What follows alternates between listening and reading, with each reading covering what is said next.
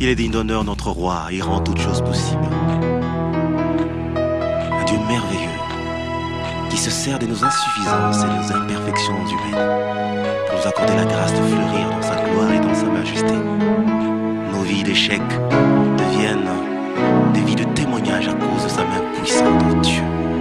Il relève tous ceux qui sont affaiblis. Il donne encore un espoir nouveau, un élan nouveau à tous ceux qui ont arrêté de croire encore à l'avenir glorieux. Il rassemble les cœurs, il fait tout ce qu'il faut pour que notre joie soit parfaite. Voilà pourquoi il a dit, demandez afin que votre joie soit parfaite. C'est encore possible, même pour ce pays, de voir toutes choses relevées, car il est rebâti. Nous ne parlerons plus des élections, la Pareco ne soutiendra plus personne. Cette histoire pour nous, c'est de la foutaise, c'est de la mascarade, ça ne nous intéresse pas. Et je n'ai pas le temps perdre à discuter sur la Constitution, la modification de la Constitution, tel professeur a dit ceci, tel professeur a dit cela, tel politique a dit ceci, telle organisation politique de Kinshasa a dit cela, ça ne nous intéresse pas. Bonjour à tous les téléspectateurs, nous sommes ici à Bruxelles et nous sommes le 19 avril. Nous recevons M. Ndala Wandala qui est secrétaire général de la Pareco.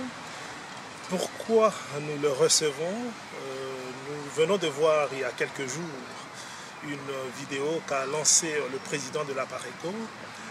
À l'intérieur de cette vidéo, il y a quand même beaucoup de choses qui ont été dites.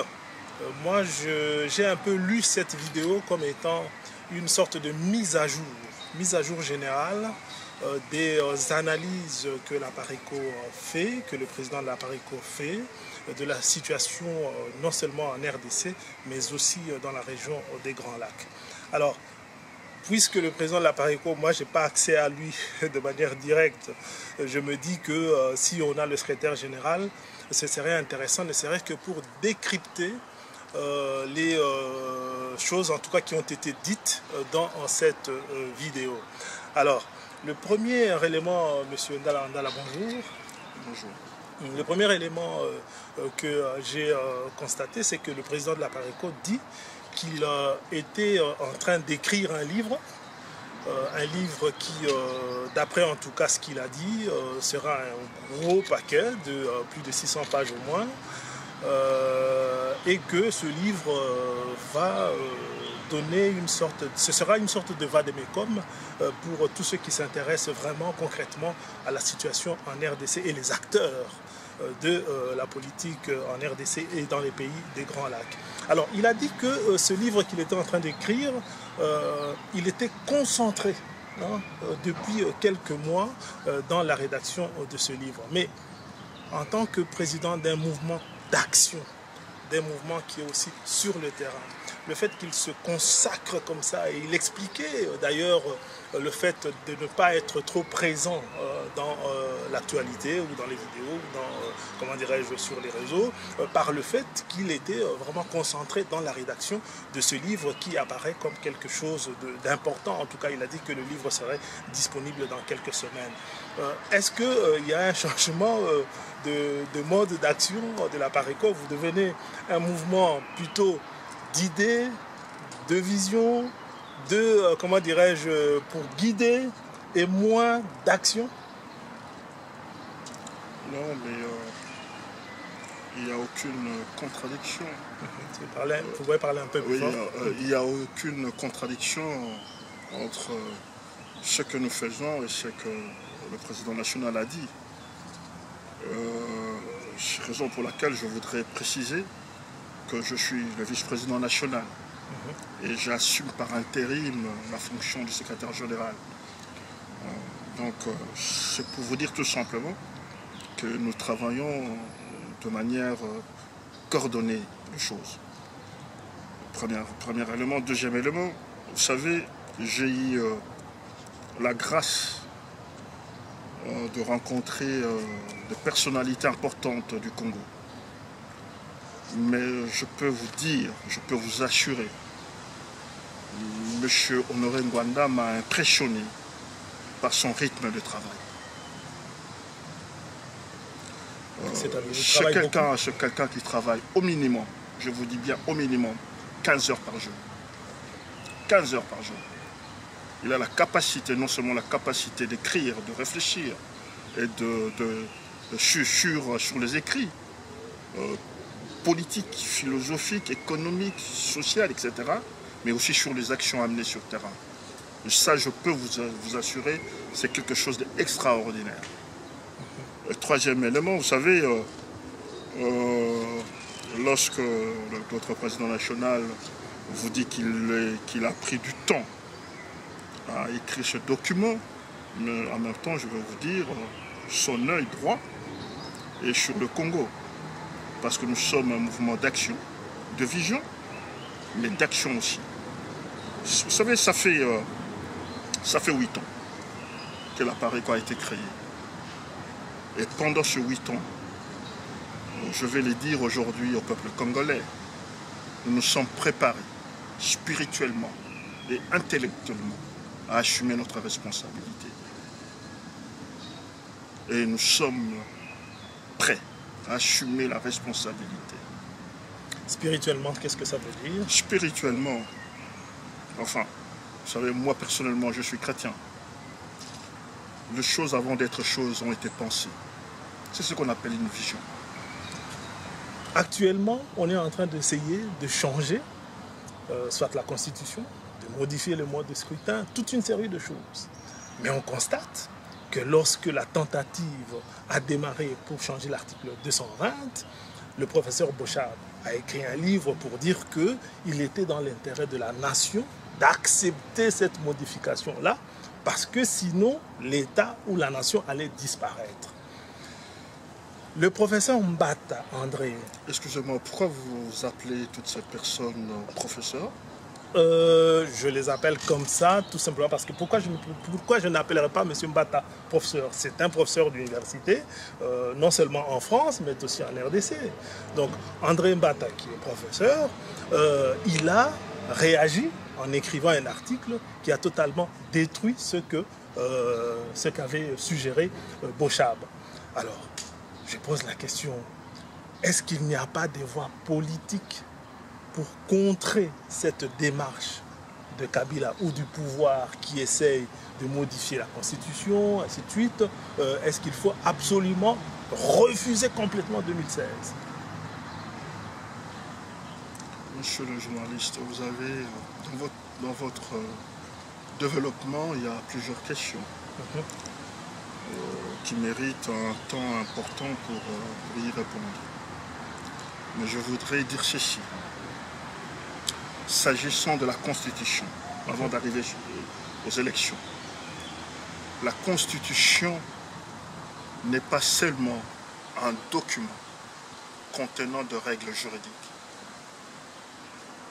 La Constitution est aussi un pacte républicain, un accord de la nation sur un aspect politique. Et parmi les éléments de ce pacte républicain, une des clés de voûte de ce pacte républicain, c'est la disposition constitutionnelle dont vous faisiez allusion tout à l'heure, de ne pas changer le mandat du président de la République. À partir du moment où vous rompez ce pacte républicain, le peuple doit se soulever. Kabila, ça fait un bon moment. Vous l'avez rappelé, en 2006, il avait changé la Constitution. 2011, pareil. Et aujourd'hui, Kabila fait dire par ses boy scouts, je suis, je reste. Il ne faut pas avoir cette lecture, la lecture de la modification de la Constitution. Il ne faut pas avoir une lecture juridique. Il faut plutôt avoir une lecture politique. Ces boy scouts de Kabila sont en train de rompre un pacte républicain qui a été négocié, discuté, accepté par tous à Sun City. La PARECO n'y était pas là. Voilà. Donc, nous ramener sur les possibilités politiques comment dirais-je, de pouvoir discuter avec ces gens-là, je pense que c'est de faire ma question, c'est pas tellement de discuter avec eux.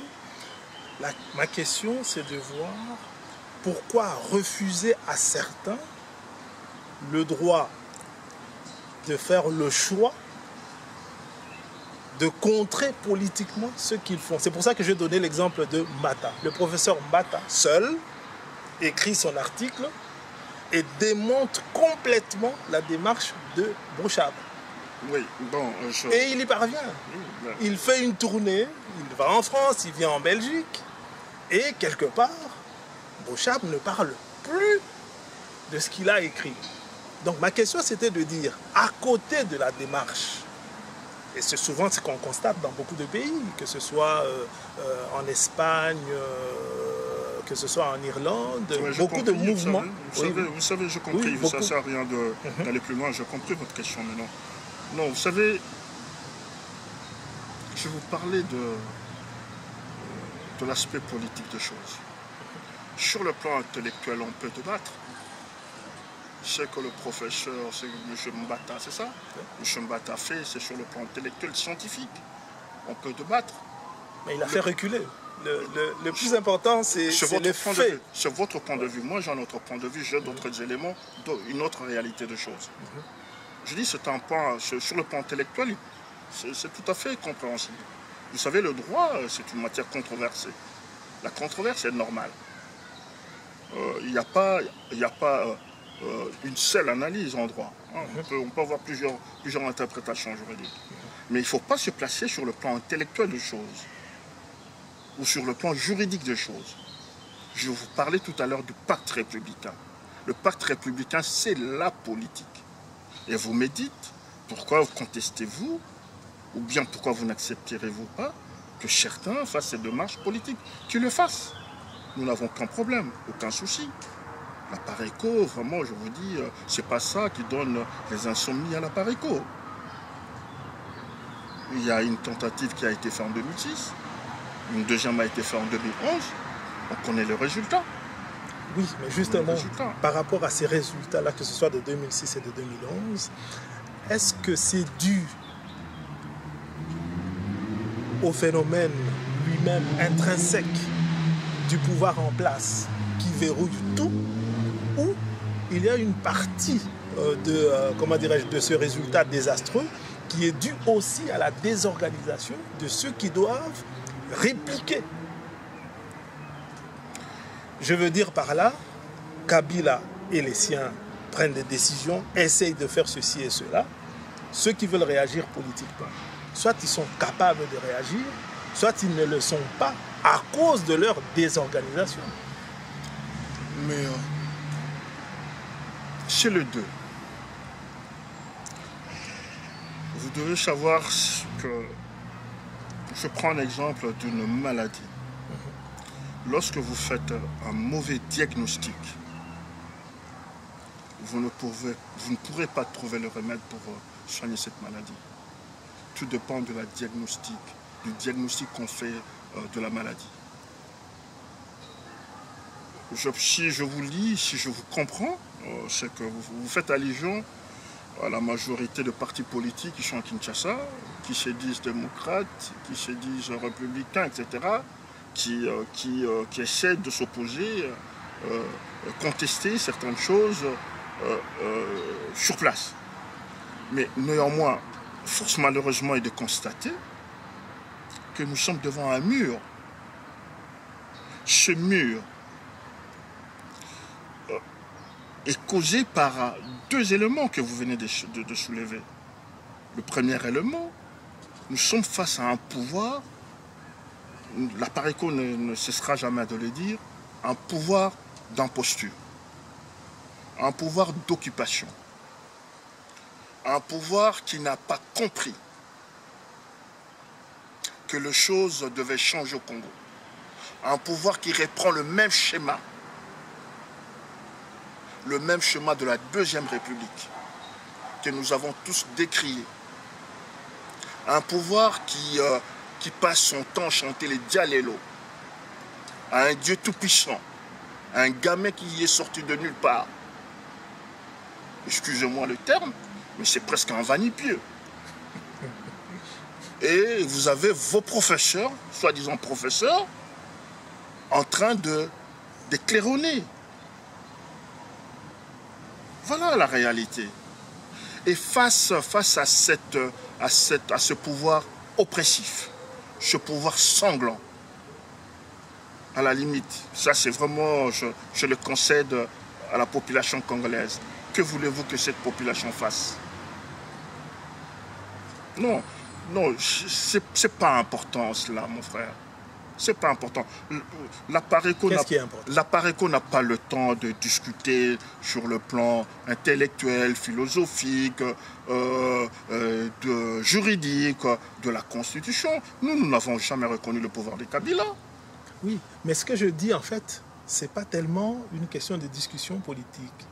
C'est par quelle démarche on va aboutir au résultat que l'on cherche. Vous faites un diagnostic. Moi, j'ai l'impression que ce diagnostic n'est pas mauvais. Excusez-moi de vous interrompre parce que nous parlons en bâton rompu. Allez-y. Donc, vous connaissez la position de l'APARECO. Si vous voulez, parlons de l'APARECO. Allez-y. Parce que nous ne sommes pas dans ces schémas. Nous ne sommes pas dans le schéma des élections. Cette constitution, nous ne la reconnaissons pas. Elle ne nous est pas opposable. Pour nous, c'est un document à chiffon. D'ailleurs, qui n'est pas respecté par eux-mêmes. Nous ne sommes pas dans ces schémas. Parlons de l'APARECO, parlons de la vision de l'APARECO, parlons des actions de l'APARECO, parlons de cela. Oui, là, je suis d'accord. Je vais vous dire tout simplement, l'APARECO en a tiré les conséquences.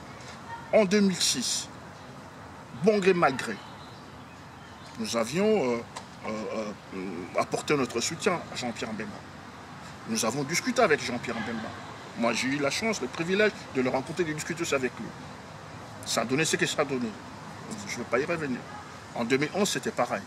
Mais c'est fini, la page est tournée. Nous ne parlerons plus des élections. L'APARECO ne soutiendra plus personne. Cette histoire, pour nous, c'est de la foutaise, c'est de la mascarade. Ça ne nous intéresse pas. Et je n'ai pas le temps à perdre à discuter sur la Constitution, la modification de la Constitution. Tel professeur a dit ceci, tel professeur a dit cela, tel politique a dit ceci, telle organisation politique de Kinshasa a dit cela. Ça ne nous intéresse pas. Sauf que ça peut ne pas vous intéresser. Mais la démarche qui va nous conduire à ce que Kabila parte, si j'ai bien écouté le président de l'APARECO, il a dit avant la fin de cette année ou au plus tard avant la fin de l'année prochaine, pour lui, Kabila ne sera plus là. Monsieur le journaliste, vous savez, je vais vous dire une chose. Pour nous, chaque seconde, chaque minute, chaque heure, chaque jour, chaque semaine, chaque mois, chaque année, nous réfléchissons comment faire bouter d'or ce bonhomme. Alors lorsque le président de l'APARECO vous dit que cette année, c'est pour vous dire tout simplement, c'est une question, nous ne réfléchissons pas en termes d'années. Ah non, lui, il a été clair. Je vous dis, je suis le vice-président. Je suis en train d'expliciter la pensée du président aussi. Je vous dis, nous le faisons chaque seconde, chaque minute. Notre réflexion, nous recherchons le moyen, nous parlons, nous discutons pour voir comment arriver à notre objectif. Tout simplement cela. Si nous n'arrivons pas à le faire en 2013, nous le ferons en 2014. Et nous n'avons de compte à rendre qu'à nous-mêmes. Parce que c'est un engagement personnel que nous avons pris. Envers nous-mêmes, et nous devons être honnêtes envers nous-mêmes. Voilà, c'est aussi simple que cela. Oui, d'accord. Sauf que la population a besoin, et ceux qui vous suivent d'ailleurs, c'est-à-dire votre président, le président de l'APARECO, a beaucoup parlé de la résistance, il a défini ce que ça voulait dire. Sauf que les gens qui écoutent, ils ont besoin d'être rassurés sur l'efficacité de la démarche. Le diagnostic, je pense que la plupart des gens qui vous suivent ne sont pas, comment dirais-je, ils adhèrent au diagnostic.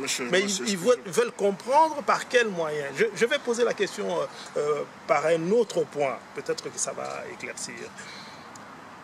M. Ngbanda a beaucoup parlé de la situation au Rwanda, ou plutôt dans les Grands Lacs, avec ce que, comment dirais-je, avec Kagame, avec le déploiement actuel de la problématique, avec Kagame qui, en tout cas, reconnaissons-le, semble avoir vraiment des difficultés. Est-ce que, mais ça c'est une question que moi je pose, est-ce que le constat que fait le président de la Pareco, que Kabila ne va plus durer, est lié au fait que Kagame, ses jours semblent aussi compter?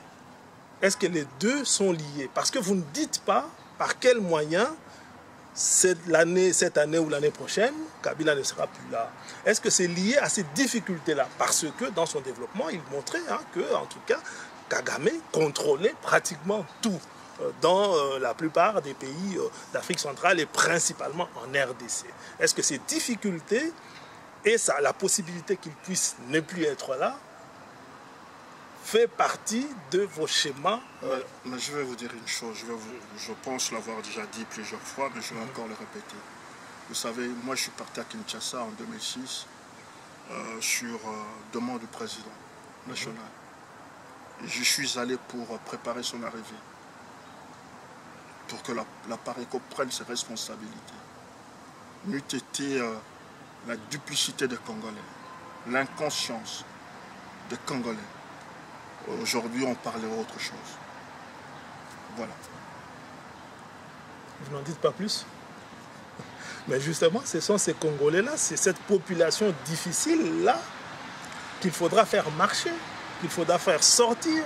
Parce que quelque part, d'après vous, Kabila ne partira pas par les élections, il ne partira pas de lui-même. De toutes les façons, il est en train de s'arranger pour rester, en tout cas d'après je suis d'accord avec vous pour constater, pour dire que Kabila ne partira pas par des élections.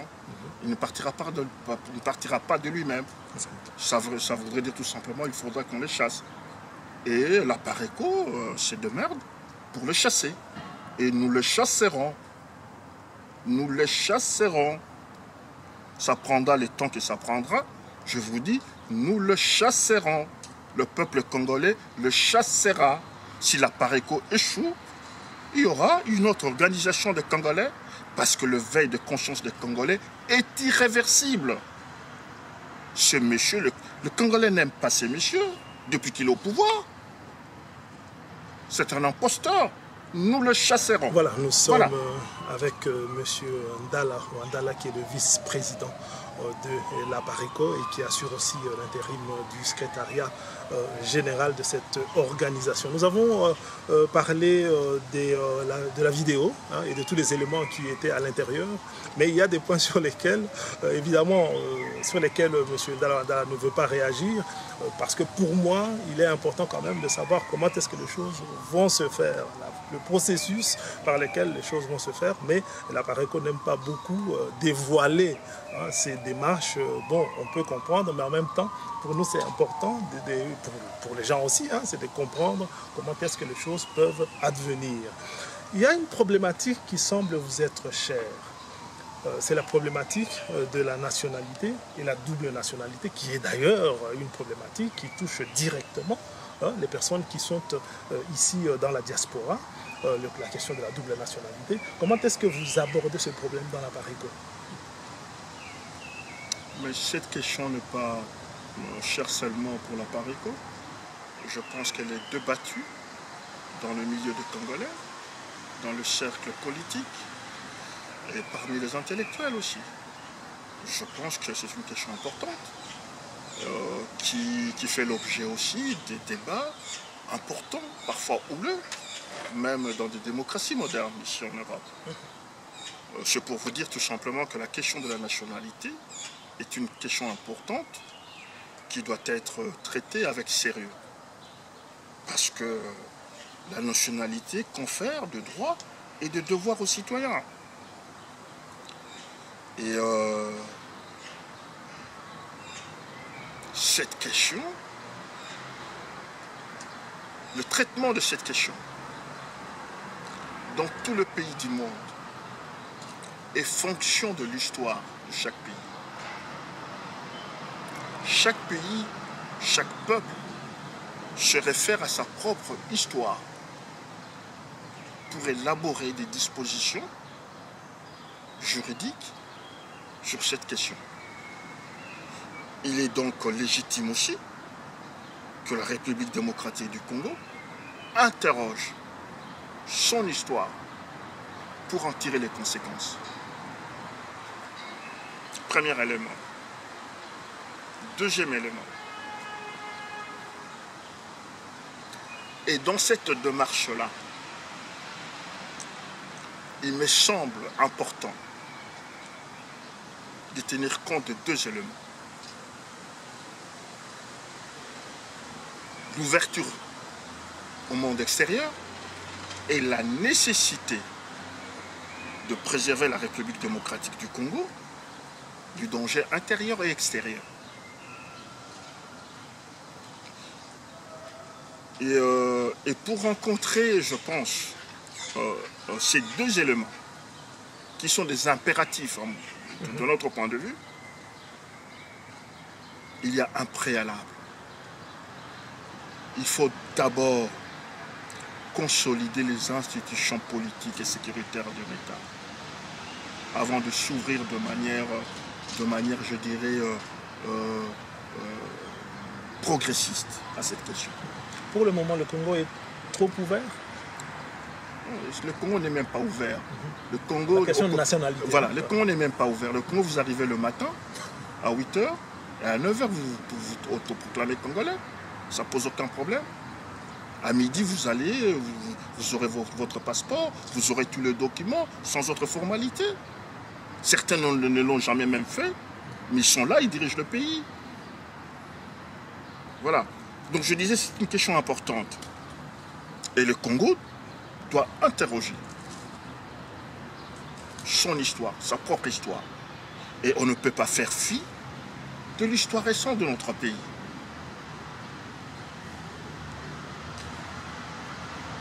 Vous savez, j'entends ci et là le Congolais donner sur cette question, donner l'exemple d'Obama, donner l'exemple de Sarkozy, donner l'exemple actuellement de Manuel Valls. Mais nous n'avons pas l'administration de ces pays-là. Voilà, heureusement, vous avez compris. Mais tous ces pays européens sont passés par ce processus de consolidation d'abord de l'État. Les procédures, quelles étaient-elles en Europe? Il y avait des procédures de petite et de grande naturalisation. Et puis par après, ils sont passés de ius sanguinis au ius solis, c'est-à-dire le droit du sang au droit du sol. Maintenant, ils sont en train de revenir sur le droit du sang. Donc c'est pas une chose banale. Mais chez nous, les gens considèrent cela comme une banalité. La Pareco n'est pas fermée. La Pareco est ouverte. La Pareco dit tout simplement, pour nous, personnellement, nous disons tout simplement que sur cette question, nous ne ferons pas abstraction de notre histoire pour élaborer de lois qui pourront rencontrer ces deux impératifs que je vous ai dit. L'ouverture au monde extérieur et l'ouverture sur notre espace régional, parce qu'il y a bien de gens qui voudraient être congolais, mais en même temps l'impératif de préserver la sécurité intérieure et extérieure. Il y aura une difficulté à laquelle on sera confronté, c'est le fait que la situation actuelle de la RDC, ou la crise de la RDC perdure. Le fait que cette crise perdure des années, et on ne semble pas pouvoir en sortir d'ici là, cette question sera cruciale. Il y a des gens qui sont en RDC depuis des années, contrôler des critères, ce sera très difficile quand des gens ont passé 50 ans, pour certains en tout cas, 40 ans, ils ont des enfants, leurs enfants sont là, ce ne sera pas évident. Donc passer par la résolution de la crise congolaise, c'est une étape importante et qui doit venir vite. Oui, mais d'abord, première chose, ce n'est pas parce que vous avez passé 50 ans dans un pays que ça vous donne droit de devenir président de ce pays. Non, voilà. Mais avoir la nationalité, oui, ça peut être un des critères. Raison pour laquelle je vous disais que la nationalité confère de droits et de devoirs. Il faut légiférer en tenant compte de notre propre histoire. Et je vous disais que les pays européens sont passés par un processus avant de libéraliser. Ils sont passés par des petites et de grandes naturalisations. De la possibilité d'acquérir la nationalité par le droit du sol, par le droit du sang, etc. Plusieurs procédures. Pour vous dire tout simplement ceci, mon frère. Je reviens sur quelque chose de très important. Lorsque les gens prennent l'exemple, parce que c'est là le nœud du problème aussi. Parce que lorsque les gens prennent l'exemple de Obama, de Sarkozy et de Manuel Valls, je vous dis que ces pays ont consolidé leurs institutions. Vous savez, à telle enseigne que les institutions de ces pays ne laissent pas place à la traîtrise. Obama ne peut pas se permettre, par la solidité des institutions américaines, par l'autocontrôle des institutions américaines, même en privé, d'y tenir de propos contre les États-Unis. Je vous dis, le lendemain, il sera déclenché une procédure d'impeachment contre lui. Dans tous les cas, il remplit toutes les conditions. Il est américain, il est président. Le problème ne se pose pas. Non, j'explique. Parce que les Congolais prennent cet exemple, mon frère. Les Congolais prennent cet exemple. Je suis en train de vous expliquer. C'est pour vous dire tout simplement que les Américains peuvent se permettre même de mettre n'importe qui à la tête de leur pays. Ils peuvent se le permettre. Et ce monsieur ne pourra pas trahir les États-Unis. Parce qu'à ce que je sache, le président des États-Unis ne se constitue pas une garde prétorienne. C'est l'armée américaine qui défend les États-Unis. Et le président des États-Unis n'a aucun pouvoir divin de modifier, de nommer, de révoquer, de recruter, d'acheter les armes pour l'armée américaine. Le contraire chez nous, c'est... Voilà. Et dernièrement, on a eu le salaire du président américain. Et voilà. D'ailleurs, de la plupart des dirigeants ici, c'est pas exorbitant par Voilà. rapport à certains de chez nous, en Afrique en tout cas, y compris en RDC, où la dotation présidentielle est très très très élevée. Premier élément, donc il faut d'abord consolider l'État dans ses institutions politiques et sécuritaires pour s'ouvrir réellement au monde extérieur et tenir compte des éléments aussi régionaux. Un. Deuxième élément, mon frère, la démocratie a ses exigences, la politique a ses exigences, de transparence et de vérité. La connaissance des origines des citoyens dans un pays est importante. Barack Obama n'a jamais nié les origines de son père, du côté paternel. Sarkozy, tout le monde sait ses origines. Sauf que pour Barack Obama, ça n'a pas été facile. Lors des élections présidentielles, on se souvient que des Américains, le parti, comment dirais-je, le parti républicain, énormément de responsables américains ont dit des choses sur Obama. Donc ça n'a pas été facile, voilà. Cette problématique de la nationalité d'Obama. Voilà, c'est pour vous dire tout simplement, c'est pour vous dire, c'est une question importante. Parce que s'il n'était pas importante, au regard de la solidité des institutions américaines, le républicain ne se serait pas soulevé. Ou chercher à vérifier tout cela. C'est pour vous dire que c'est une question importante. Et chez nous, les gens veulent banaliser cela. Voilà. Mais l'appareil est ouvert. Je vous dis que nous avons une grande diaspora à l'extérieur. Nous avons des gens qui veulent venir apporter un plus, un savoir, une connaissance, leur expertise au Congo. Donc nous devons s'ouvrir. Nous allons nous ouvrir. Mais nous allons nous ouvrir graduellement en tenant compte de notre propre histoire. Il faut quand même noter que la problématique de la nationalité en RDC ne semble pas poser trop de problèmes avec un certain nombre de ressortissants de pays alentours du Congo, mais semble en tout cas aiguiser l'attention des gens pour certains autres. Je considère par exemple que le Burundi et le Rwanda, pour beaucoup de gens, en tout cas il faut y regarder par deux fois. Le Congo-Brazzaville, même l'Angola, la République centrafricaine et d'autres pays encore, on se dirait, bon voilà, tu veux devenir Congolais, mais pourquoi pas, tu remplis les conditions et puis ça passe.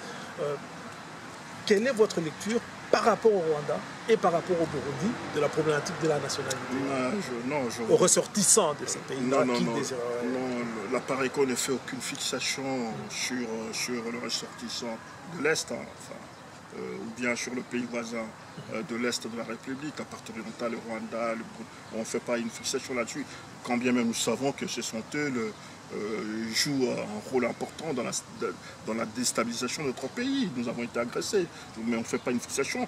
Le plus important pour nous, pour la PARECO, c'est que nous tirons une leçon sur ce qui s'est passé à notre pays. La République démocratique du Congo a été un pays ouvert. De tout le temps, c'est notre tradition. Ça a été ouvert, mais nous devons être attentifs par rapport à cette histoire récente pour ne pas sombrer dans cet angélisme qui nous cause aujourd'hui un problème. Vous savez, dans tous ces pays qui nous entourent, vous avez vu le traitement qu'on réserve aux Congolais? Vous pensez que les Congolais, ils vont comme ça le lendemain matin et ils ont le document de séjour? Rien que pour obtenir un document de séjour. Non, quand on analyse politiquement les choses, on le fait de manière générale. Il n'y a pas une catégorie de population. La problématique de la nationalité comporte un sous-point, celui de la double nationalité. Et les Congolais qui sont, les personnes d'origine congolaise qui sont à l'étranger, qui ont peut-être des nationalités étrangères, désireraient garder leur nationalité congolaise. En l'état actuel des choses, ce n'est pas possible et il y a une certaine divergence de point de vue. Il y a des gens, pas spécialement des politiques, même dans la population, il y a des gens qui disent non, la nationalité congolaise est une et indivisible et c'est bien comme ça. Mais d'autres, beaucoup de gens de la diaspora disent en tout cas ça nous rend la vie difficile. On aimerait bien rester congolais si la nouvelle nationalité le permet, ce qui est le cas par exemple de la Belgique, qui permet à des personnes d'origine étrangère qui acquièrent la nationalité belge de garder leur nationalité d'origine.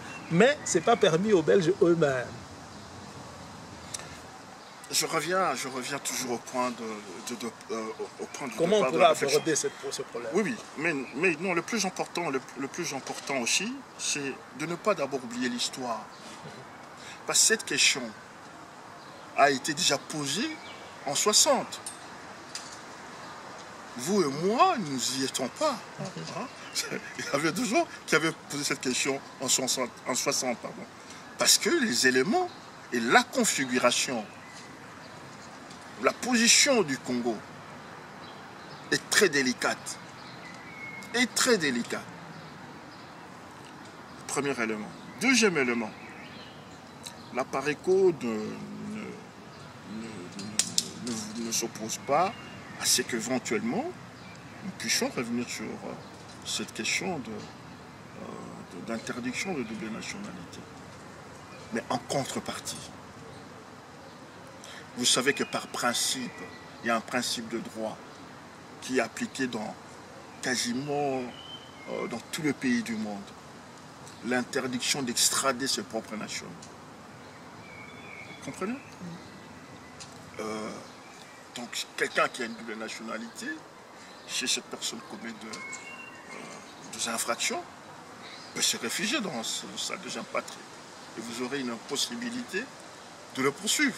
Je vous donne un exemple, l'exemple d'un député du MSC qui avait la soi-disant nationalité congolaise, mais qui est aujourd'hui à Kigali, qui est arrêté, un député, hein. Ce n'est même un député, s'il vous plaît, congolais, arrêté parce qu'il est rwandais. Voilà. Non, ça ne pose aucun problème. Il suffirait tout simplement de prévoir pour préserver l'État au regard de certaines fonctions de l'État, de mécanismes pour préserver l'État. Vous savez, tout est question, même en Belgique, je pense même en France, même aux États-Unis, je pense même si ce n'est pas écrit express verbis dans les dispositions légales, vous pouvez avoir 2 ou 3 nationalités. Mais pour assumer certaines fonctions, vous savez, on doit savoir qui vous êtes. Et je ne suis pas certain qu'aux États-Unis ou en France, ils peuvent accepter que le ministre de l'Intérieur, que le ministre de la Justice, que le directeur de la Banque centrale française, que le président de la République, que le chef de sécurité, que le chef d'état-major, etc. Et 2, 3, 4 nationalités. Même s'il est français, de souche, ça posera problème. C'est sur le plan de principe. C'est sur le plan de principe. Les Congolais qui ont la double nationalité, ce sont des Congolais, ce sont nos compatriotes, ce sont nos frères. Ils ont l'expertise, beaucoup d'entre eux ont l'expertise pour aider le pays. Mais si vraiment ce pays est le vôtre aussi, parce qu'on peut comprendre que vous soyez à l'extérieur pour des raisons politiques. Sauf qu'il y a un potopoto terrible. Mais c'est que dans notre pays, la loi dit ceci, mais la réalité de terrain dit autre chose. On a des gens des sénateurs, des gouverneurs, dont le mandat normalement est terminé depuis très longtemps, mais ils sont toujours là. Il y a des gens qui ont de nationalité étrangère, mais qui ont aussi un passeport congolais, ce qui normalement n'est pas permis par la loi congolaise. Donc il y a toute une série de protocoles comme ça qui s'installent. Le problème, il est là. C'est la durée de la crise et du désordre. Vous savez, Manuel Valls, il est d'origine espagnole, mais il n'a pas la nationalité espagnole. Il est français. Il est français. Mais il a demandé tard quand même, 19 ans je crois. Peu importe, c'est pas le plus important. Je vous dis qu'il est français et il n'a pas la nationalité espagnole. En Espagne, on ne le reconnaît pas comme espagnol parce qu'il n'a pas la nationalité espagnole. C'est aussi simple que cela. Mais chez nous, en commençant par Hippolyte Kanambi et tous les autres compatriotes, nos frères, parmi ceux-là, celui que vous avez cité le nom tout à l'heure, je ne sais pas moi, comment il s'appelle, Bochab. Mais il a la nationalité belge. Oui, c'est un Belge. Mais vous pensez que ces messieurs peuvent servir le Congo?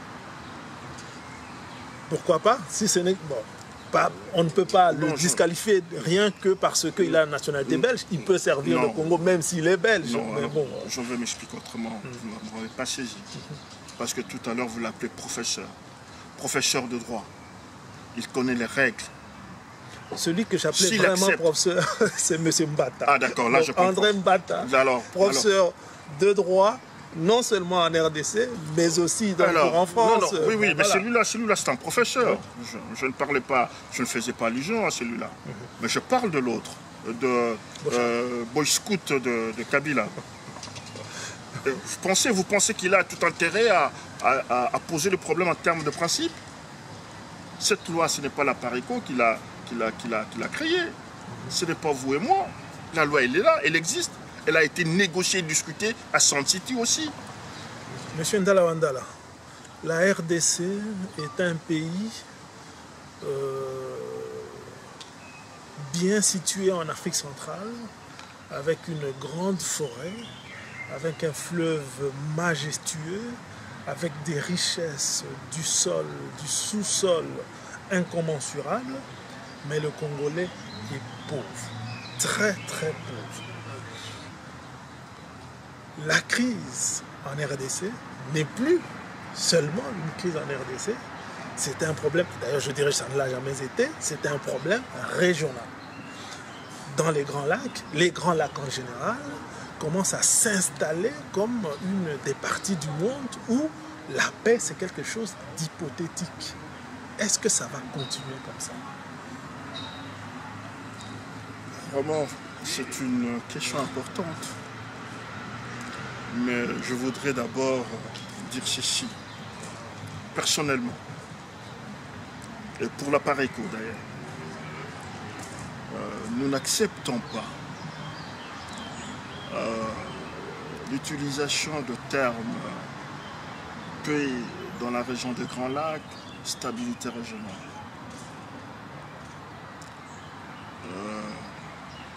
Pour expliquer les guerres récurrentes qui se déroulent dans notre pays depuis 1996.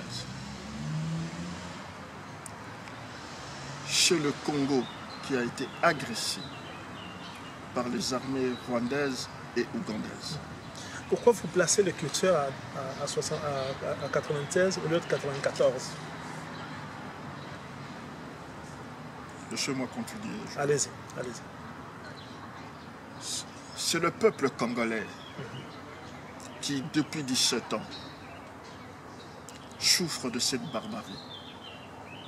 La guerre ne se fait pas au Rwanda, ni en Ouganda.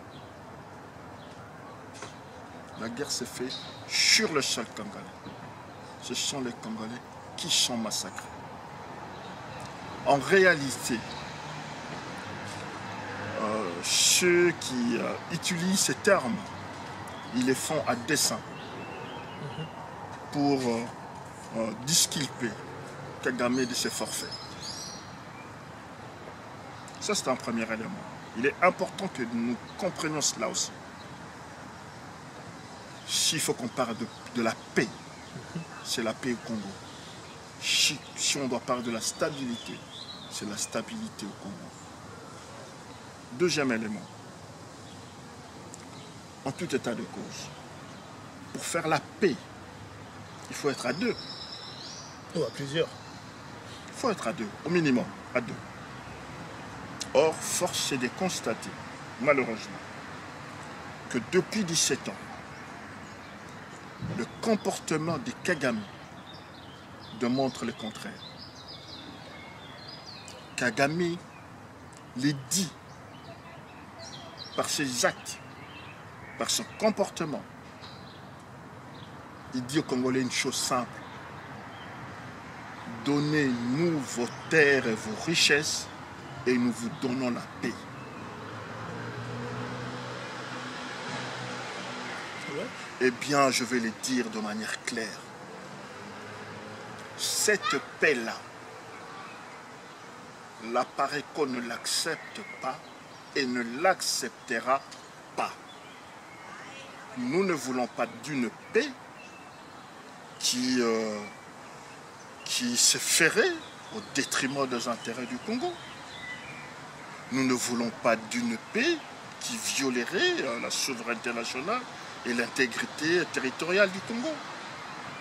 Par contre, la PARECO est disposée à accepter une paix qui respecte les principes fondamentaux du droit international et de justice. Est-ce que les Congolais sont prêts à se battre pour tout, pour leurs terres, même pas pour leurs terres qu'on semble envier, pour leur honneur? À mon avis, c'est même plus important. Est-ce que nos responsables politiques, que ce soit de la PARECO ou de tous les autres partis, sont prêts à se dire, nous en tout cas, on ne marchera plus sur nous comme on l'a fait jusqu'ici, rien que pour l'honneur. Mais vous abordez là aussi une question importante pour notre pays aussi, celle de leadership. Celle de leadership, il ne faut pas tout simplement responsabiliser les Congolais in globo, de manière générale. Celle de leadership. Le pays a besoin, pour que le peuple se mobilise, pour que le peuple comprenne les enjeux réels, pour que le Congolais puisse comprendre et se mobiliser pour le pays, pour la patrie, et défendre le Congo, et ne plus accepter, même dans le cadre de la gestion du pays, que nous retombions dans nos bêtises, etc. Il faut un leadership renouvelé, un leadership qui peut partager avec le Congo un projet ambitieux et fort. Un leadership qui soit capable de réveiller dans le profondeur de la société congolaise un esprit nouveau, un leadership qui peut impulser une valeur positive pour le Congo. Voilà. Oui, mais là, on retombe par où on a démarré, la nécessité d'y arriver, la nécessité de la prise de pouvoir, la nécessité de faire partir ceux qui sont là et ils ne font pas bien leur travail. C'est un peu la quadrature du cercle. Non, ne revenons pas en arrière parce que sur cette question, je vous ai déjà répondu. Oui. Nous étions sur la question de la paix et vous posez... Non, c'est parce que vous soulevez le problème du leadership. Oui, mais vous expliquez, vous interrogez pour savoir si les Congolais étaient prêts à se battre. Je voulais simplement vous dire, c'est un problème de leadership. Et vous devez être capable de partager avec les Congolais. Lorsque vous n'êtes pas capable de partager avec la population un idéal, un projet, des objectifs, vous n'êtes pas un homme politique. Raison pour laquelle je parle de leadership. Sur la manière, comment reprendre les choses en main pour faire partir tous ces boy scouts de Kabila avec leur chef, ça je ne vous dirai pas plus. Je vous ai dit que chaque seconde, chaque minute, chaque heure, nous, en tout cas de notre côté, nous nous battons pour que cela arrive. Voilà. Beaucoup de gens ont soulevé l'idée que le peuple congolais était un peuple amorphe, qui ne réagissait pas, qui pouvait supporter l'insupportable, même jusqu'à ce qu'on entre dans sa maison, qu'on viole sa femme, ses enfants, il est là, il regarde. Qu'est-ce que vous pouvez dire par rapport à la population congolaise, de manière globale, que vous réprouvez, que vous n'acceptez pas ou que vous regrettez? Oui, mais vous savez, le Congolais d'aujourd'hui n'est pas le même que celui de... Celui d'aujourd'hui. Attendez, le Congolais d'aujourd'hui n'est pas le même que celui de 70, celui de 70 n'est pas le même que celui de 60. Donc, c'est vrai que nous avons nos qualités, nos défauts. Et nous, en tout cas au niveau de l'Apareco, nous connaissons nos qualités, nous connaissons nos défauts. Nous connaissons les qualités, les atouts que le Congo a et les faiblesses que le Congo a. Nous ne sommes plus dans les schémas nécessairement d'une prise de conscience générale. Parce que là, ça demande un travail important, très très important. Moi, je l'ai toujours rappelé aux uns aux autres. Je vais vous donner un exemple simple, pour ne pas parler de compatriotes qui sont sur place au Congo. Prenons les compatriotes qui sont ici en Europe. Je ne connais pas le chiffre, mais je suis un vieux de la gloire dans ce pays, en Europe. Vous savez, le 3/4 de Congolais qui sont arrivés vers les années 90 s'est présenté comme des réfugiés politiques. En réalité, ce n'était pas des réfugiés politiques. C'était une manière pour s'installer. Une manière pour s'installer. Et ces gens-là ont bénéficié de l'appui, à cette époque, de l'appui de l'UDPS, des attestations bidons, etc. Moi, j'ai défendu de Congolais, je fais comme tous les Congolais pour aider le prochain. C'était un moyen pour s'établir. Voilà, pour s'établir. Vous le voyez participer au combat du Congo? Vous le voyez même participer au combat de l'UDPS? Non, c'est ça les Congolais. Nous connaissons tout cela, mon frère. Nous connaissons. C'est vraiment un problème. Mais pour changer cela, ça participe aussi à l'éducation civique. Ça participe à une prise de conscience. Lorsque les gens, une population passe son temps à danser, à chanter et à parler de futilité, etc., il n'y a aucune prise de conscience. C'est vrai, c'est un élément important, mais... Est-ce qu'il n'y a pas une contradiction entre ce que vous venez de dire et ce que l'on dit habituellement dans l'Apareco? Vous venez de dire que vous avez renoncé, je ne sais pas si c'est le mot que vous avez employé, que vous renoncez à comment dirais-je, à essayer de transformer de manière globale toute la population. Non. Alors que généralement, je vais juste terminer, alors que généralement l'Apareco a toujours affirmé depuis en tout cas un certain temps que c'est grâce à l'Apareco que la population s'est levée. Oui, oui, mais ayez sur ce que je vous dis, ayez une lecture politique et non intellectuelle. Hein, je pense que la Pareco, vous le suivez très bien aussi, nous passons aussi assez beaucoup de temps pour éveiller la conscience de Congolais. Ce que nous mettons sur notre site, nos déclarations politiques, nos écrits, les présidents, les écrits du président, c'est pour éveiller la conscience des Congolais. Nous faisons ce travail. Je voulais vous dire tout simplement, c'est un travail de longue haleine. Vous ne pouvez pas penser que le Congolais deviendra un Égyptien le jour au lendemain. Puisqu'on parlait des Grands Lacs, en France, on a vu une déclaration de Kagame énervé, c'est un mot faible, le pouvoir de Paris, alors qu'il y avait quand même un soutien, peut-être pas du pouvoir, mais d'un vrai lobby qui existe en France, qui soutient Kagame, même contre la France elle-même. Est-ce que nous sommes en train de vivre un changement dans l'approche de la problématique du génocide au Rwanda? Parce qu'on a vu beaucoup de gens qui n'osaient plus parler en France se lever et dire mais cette fois-ci, il faut que le gouvernement français défende l'honneur de la France. Est-ce qu'on est en train de passer à autre chose? Et beaucoup de gens se sont levés, des livres commencent à sortir. Mais j'allais vous dire, c'est vraiment le cadet de mes soucis, personnellement. Le rapport entre le Rwanda et la France, en quoi moi ça m'intéresse. Moi ce qui m'intéresse, ce sont les morts congolais. C'est le génocide congolais. C'est la souffrance du Congo. Pourtant c'est très lié. C'est vous qui le pensez. Même si c'était lié, je n'ai pas besoin de le commenter. Je n'ai pas besoin de le commenter.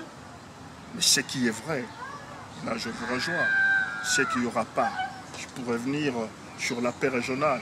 C'est que je crains fort qu'il n'y ait pas de paix régionale, si je puis employer ces termes, aussi longtemps que Kanambe et Kagame resteront au pouvoir. Donc je pense qu'un des éléments qui pourrait favoriser une nouvelle dynamique dans cette partie, c'est le départ de Kabila et de Kagame. Pourquoi? Vous savez, aujourd'hui, nous sommes, par les faits de Kagame, de son gouvernement et de ses complices congolais et rwandais, nous sommes entrés dans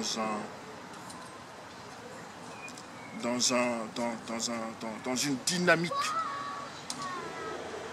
dangereuse de l'opposition entre le Congo et le Rwanda, entre les Congolais et le Rwandais.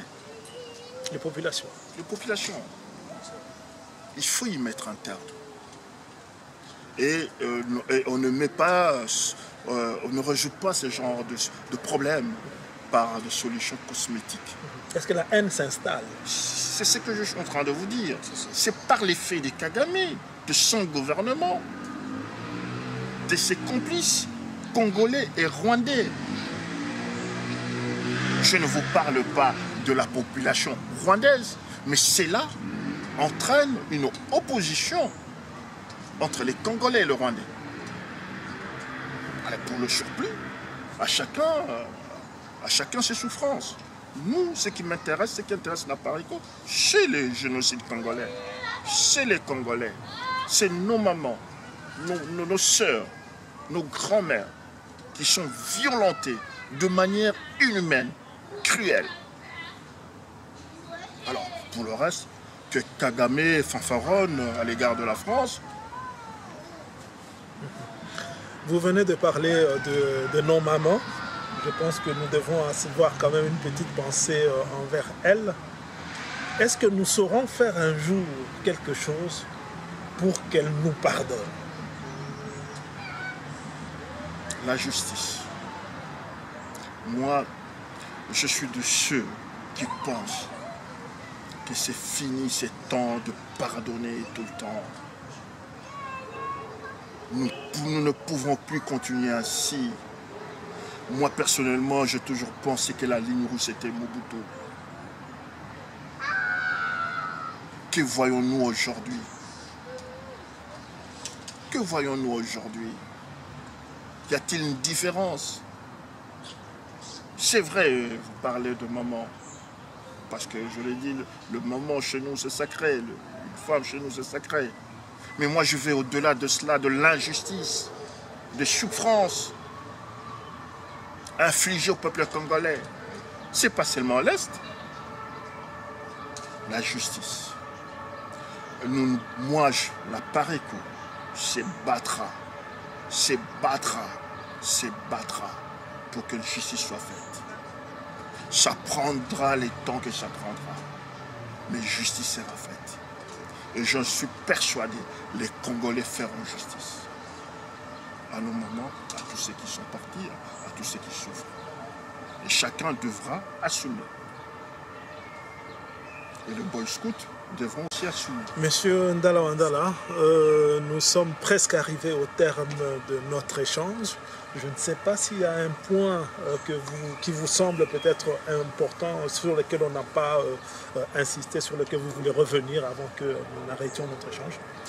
Non, il n'y a rien de spécial. Je vous remercie de m'avoir aussi permis de m'expliquer, de parler, de partager cet entretien à bâton rompu avec vous. Ça a été très intéressant, très instructif.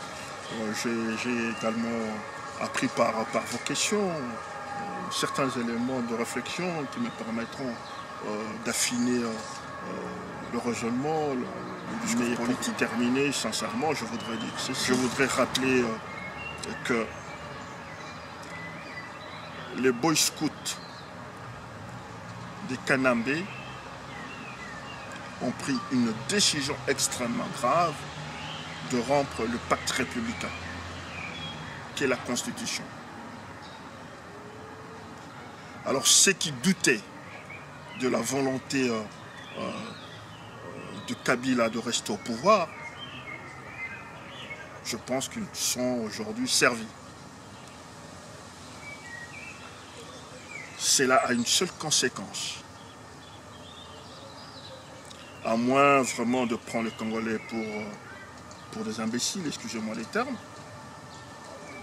à moins que ça ne relève d'un rêve, je ne vais mésestimer personne, mais tous ceux qui courent portuant pour se déclarer candidat président de la République, je me demande comment ils feront pour faire respecter éventuellement le résultat. Le drame pour nous, le Congo, c'est que la classe politique n'a jamais saisi le moment important de notre histoire pour forger le destin de notre pays, pour changer le destin de notre pays.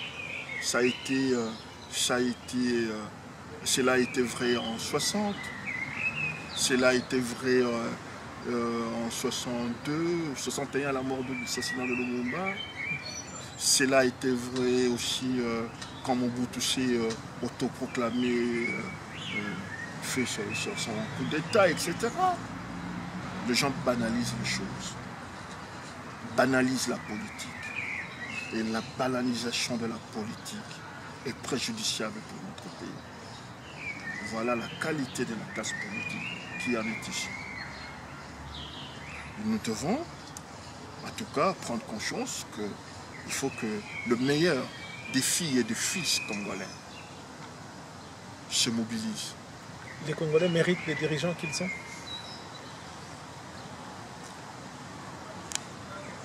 Nous sommes à l'image du pays. C'est pas, je suis congolais.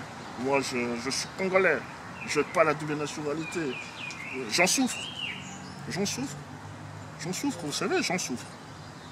Mais nous devons nous battre pour changer cette image-là.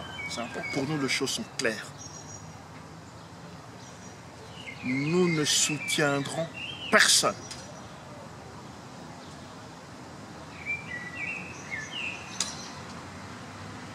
Qui irait dans ces élections. Nous le combattrons au même titre que l'imposteur, que les infiltrés. Parce que c'est pas normal. C'est pas normal. Certes, Nous voulons que les choses soient claires. Dorénavant. Soit on est, on est du camp de Congolais, soit on est dans les camps de l'ennemi. C'est une question de vie et de mort pour notre pays. Un Dieu merveilleux. La complaisance est finie. Qui se sert de nos insuffisances et de nos C'est imperfections terminé. humaines pour nous accorder la grâce de fleurir dans sa gloire et dans sa majesté. Nos vies d'échecs deviennent des vies de témoignage à cause de sa main puissante, oh Dieu. Il relève tous ceux qui sont affaiblis. Il donne encore un espoir nouveau, un élan nouveau à tous ceux qui ont arrêté de croire encore à l'avenir glorieux. Il rassemble les cœurs, il fait tout ce qu'il faut pour que notre joie soit parfaite. Voilà pourquoi il a dit, demandez afin que votre joie soit parfaite. C'est encore possible, même pour ce pays, de voir toutes choses relevées, car il rebâtit sur l'ancienne ruine. Tout est possible. C'est encore possible.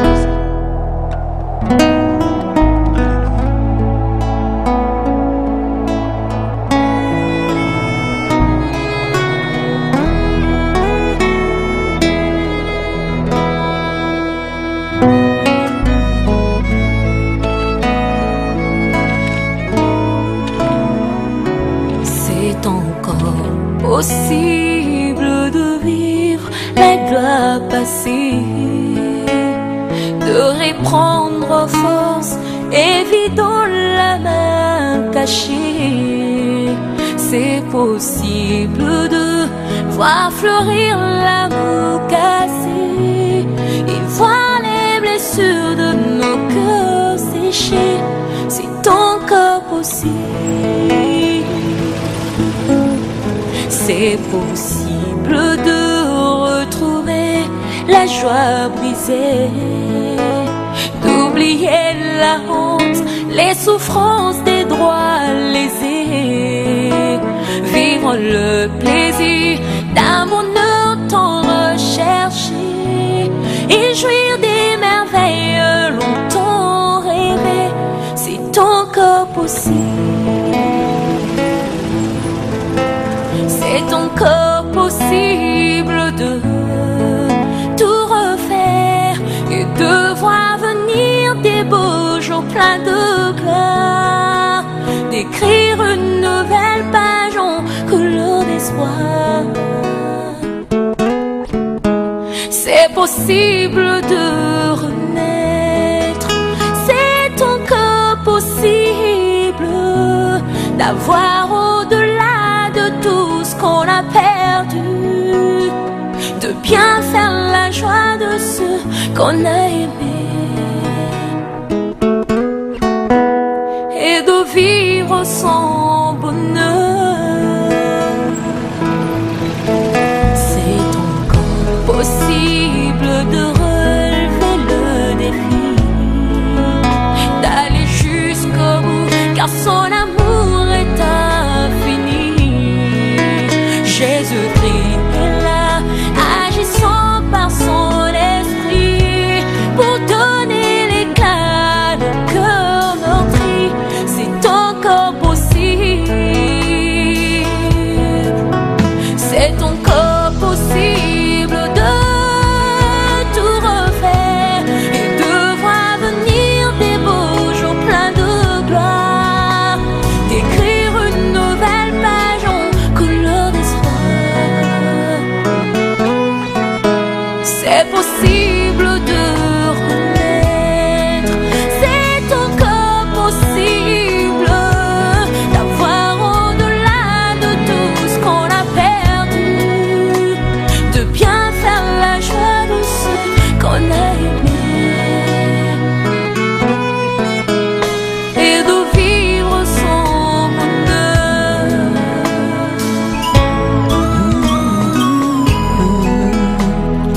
Oui, c'est encore possible de reconstruire ce beau pays. Il y a de l'espoir pour réussir pour cette nation bénie. C'est encore possible, La grâce est disponible, et même quand c'est